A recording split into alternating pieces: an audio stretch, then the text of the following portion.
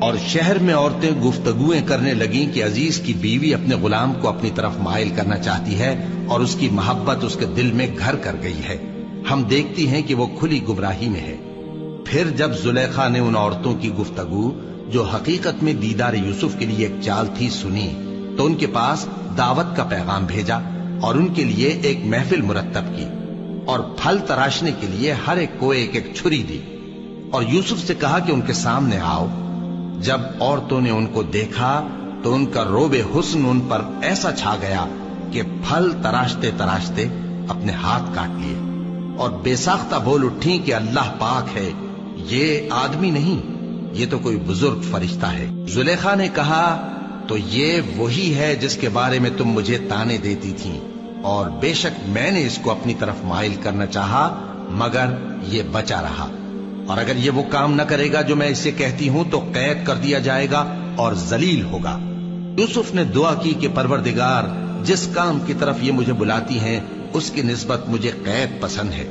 اور اگر تو مجھ سے ان کے فریب کو نہ ہٹائے گا تو میں ان کی طرف مائل ہو جاؤں گا اور نادانوں میں سے ہو جاؤں گا۔ پس ان کے رب نے ان کی دعا قبول کر لی اور ان سے عورتوں کا داؤں ٹال دیا، بے شک وہی تو سننے والا ہے، جاننے والا ہے۔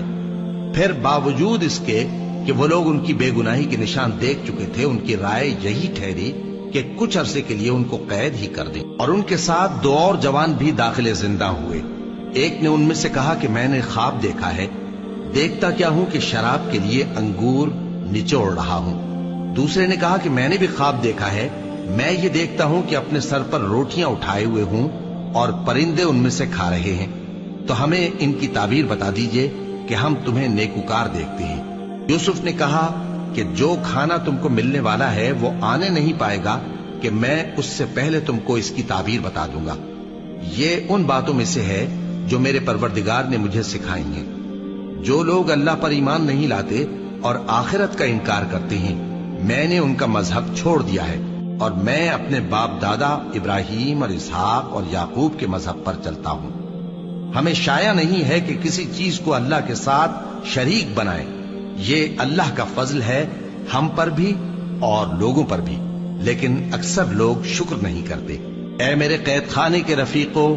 بھلا کئی جدا جدا آقا اچھے یا اللہ جو اکیلا ہے سب پر غالب ہے؟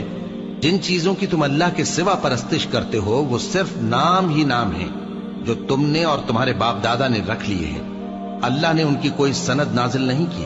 سن رکھو کہ اللہ کے سوا کسی کی حکومت نہیں ہے، اس نے ارشاد فرمایا ہے کہ اس کے سوا کسی کی عبادت نہ کرو، یہی سیدھا دین ہے، لیکن اکثر لوگ نہیں جانتے۔